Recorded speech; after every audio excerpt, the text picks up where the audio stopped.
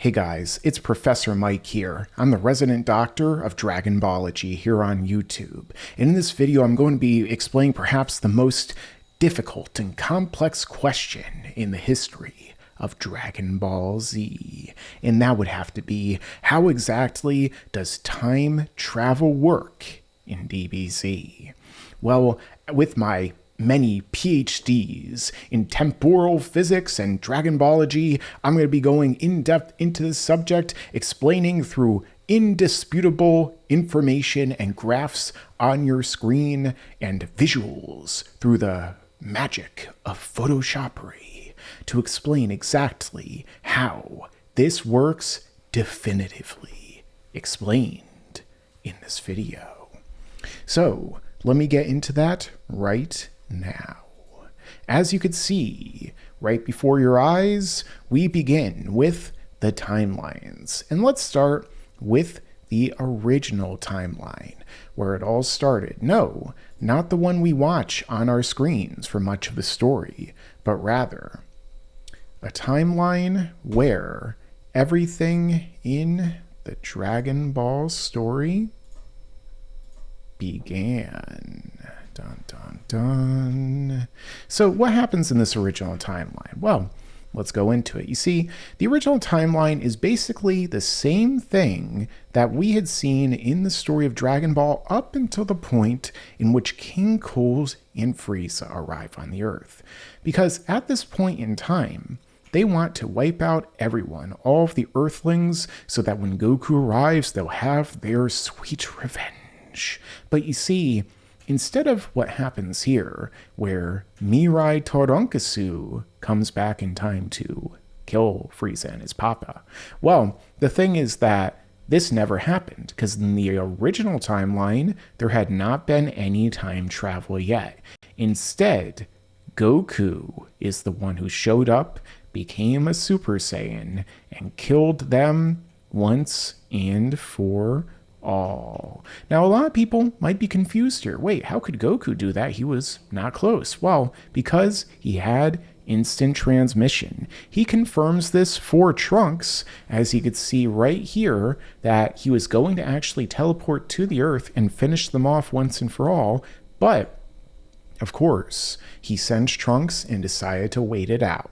This is something I actually discussed in an in-depth scientific video in the top right corner. Great Scott, it's a great video, and it's very heavy with this subject in mind. So that is, how did future Goku, the original Goku as well, defeat King Cool and Frieza? I'm going to be saying the future and original ones interchangeably, because they are quite similar. Now, years later, what would go on to happen, or sometime later, perhaps within a year, Goku would die of the heart virus, which is the reason why Trunks went back in time in order to save him. However, that didn't happen yet.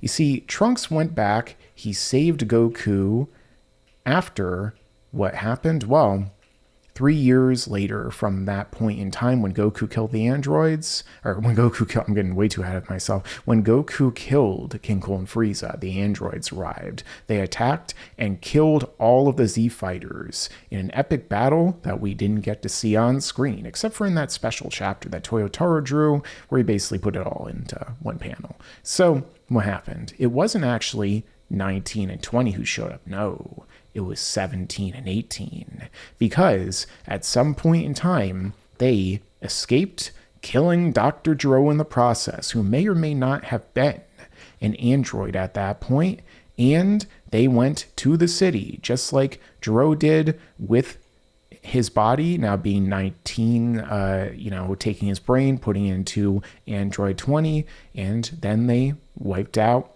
the Z fighters, aside from Goku, who's already dead, the city, and they went on their reign of terror for a very long time. This sets up what we see in Trunks' story, the history of Trunks, with some slight deviations, you see? Because this is the original story that we also see, where original Gohan was the only one to survive that battle, and he went on to eventually train the son of Vegeta and Bulma, Trunks, in order to do combat against the androids in the future and overcome them. Unfortunately, this is the darkest timeline, not counting Dragon Ball Super, wherein what happened, well, we see that everyone, including Gohan, died at the hands of the androids. Eventually, Trunks went back in time after his own failure to beat the androids to the time where we see on screen here in which he is the one,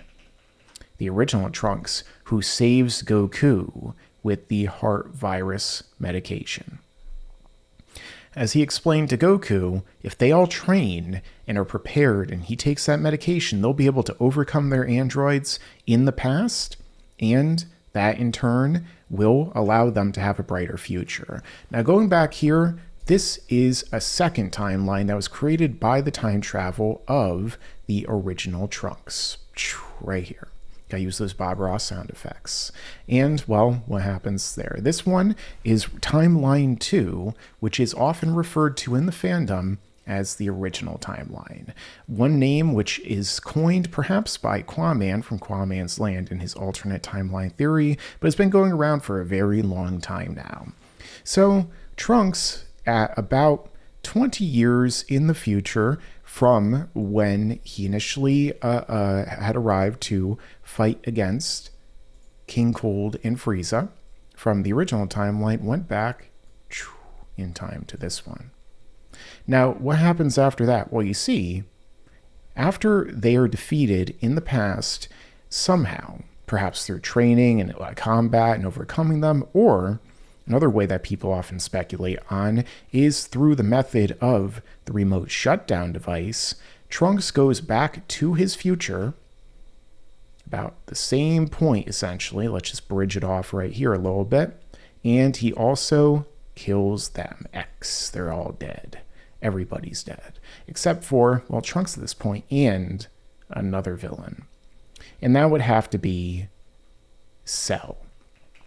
So shortly after Trunks woke up, or after Trunks killed his androids, Cell woke up from his incubation. At this point, Cell went around exploring time and the space that was the ravaged Earth. He wanted to find a way to absorb 17 and 18 so he could become perfect. This was a part of his programming. However, he wasn't able to find them. He instead found out that somehow, in a way he doesn't know and only can speculate about, Trunks killed his own androids.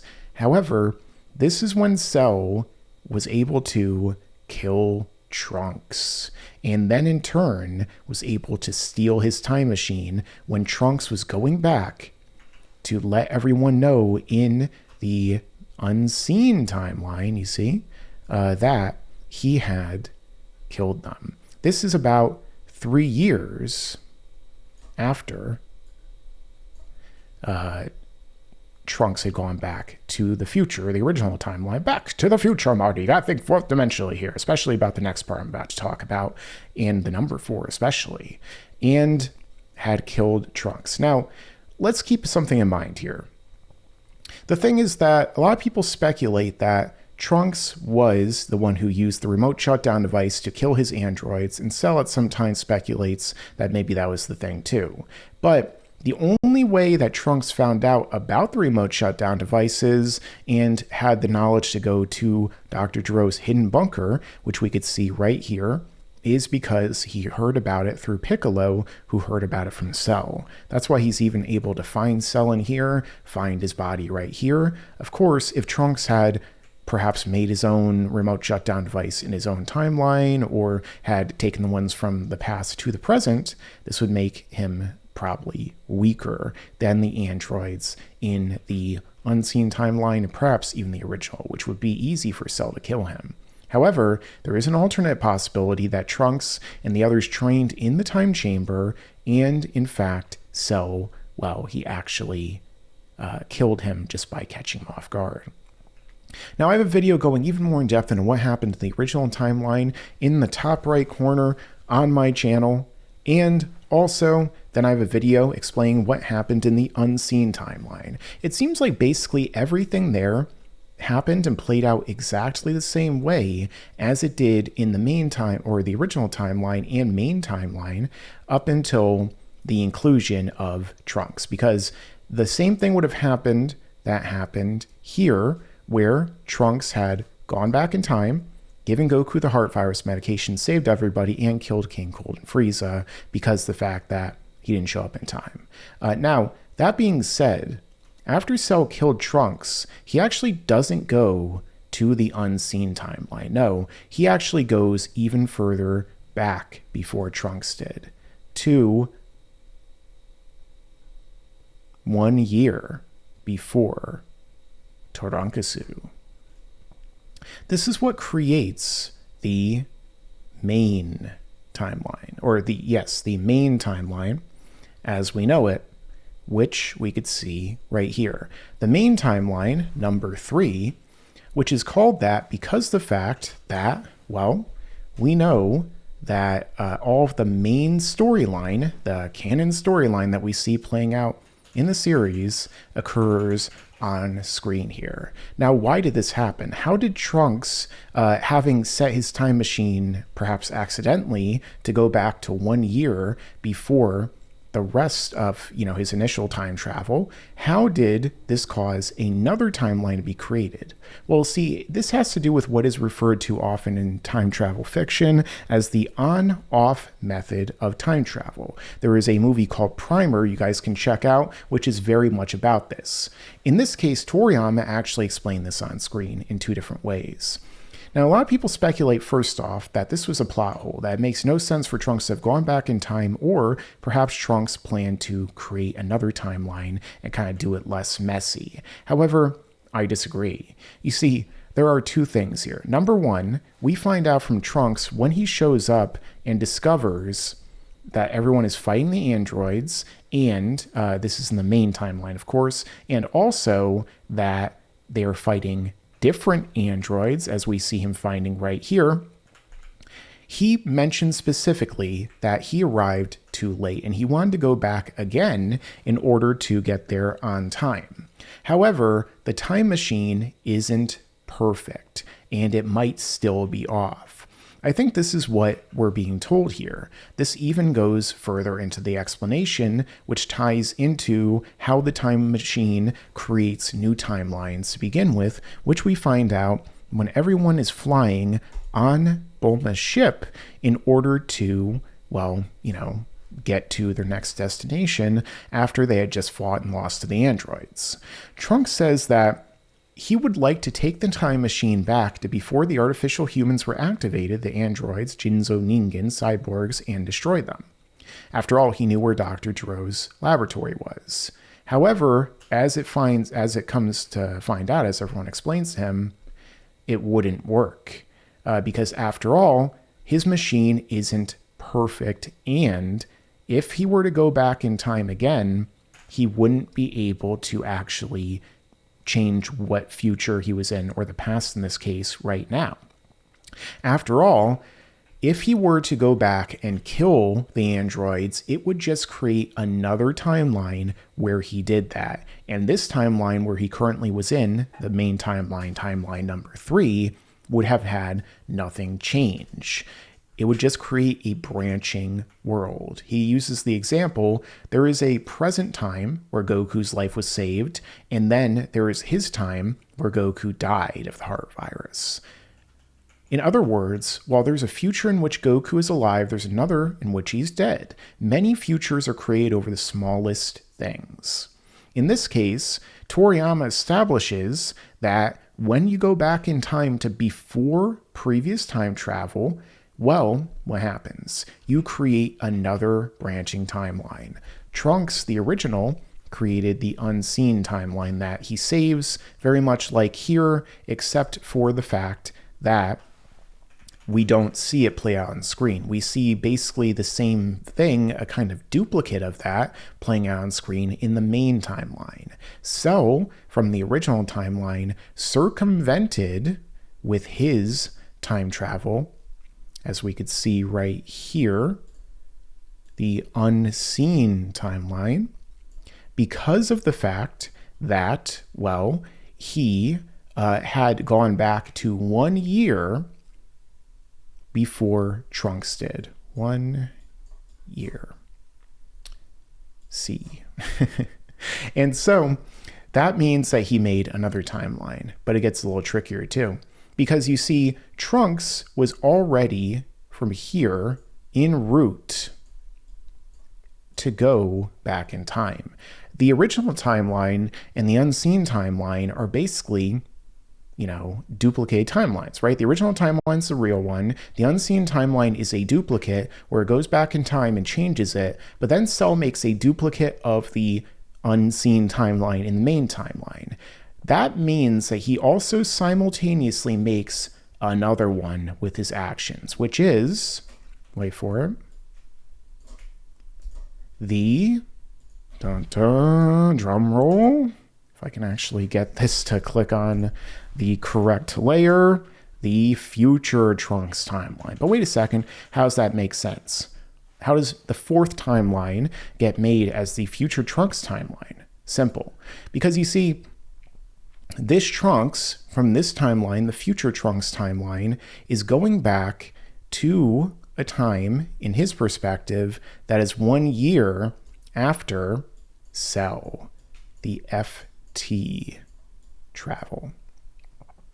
So Trunks from the future could not have made this timeline. It could not be future Trunks timeline 3 and main timeline 4 because Cell traveled to 1 year before this Trunks would. This is a duplicate of the main timeline, which in turn is a created timeline from Trunks in the original timeline, which means that there already would also be another Trunks, a duplicate Trunks now, traveling back from the fourth timeline, the future Trunks timeline as we know it, the one that we witnessed throughout the entire main storyline playing out, which means that because he went back to 1 year after Cell arrived and he got knowledge of Cell, which then in turn allowed him to train in the time chamber, which then in turn allowed him to go back to the future where he came from, which we can witness at the end of the story, if I can find one of many panels where I have this on display right here,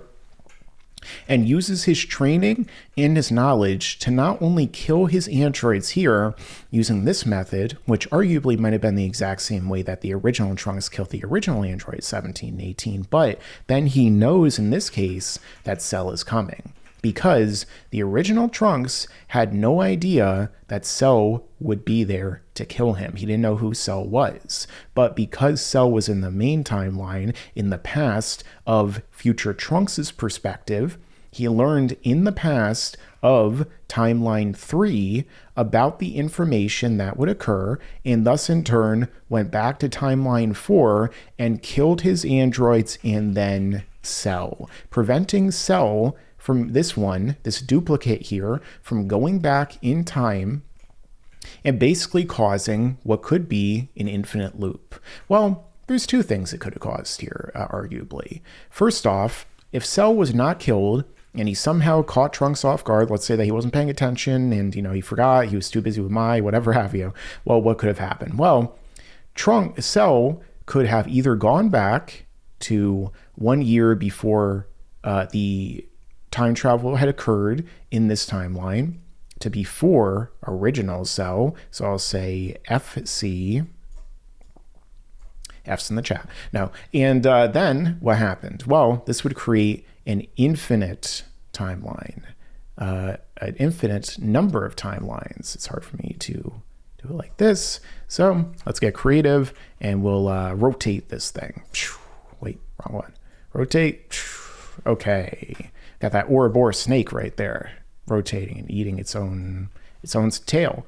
And so this would make infinite number of timelines and things go crazy. Because the fact that, well, Cell would have made another timeline by going back to 1 year before he did. Or if he went back to the exact same time as this other Cell, then we could have had a problem where there would be more than one Cell in the main timeline at the same time, which would either cause branching other main timelines, or it would in turn cause,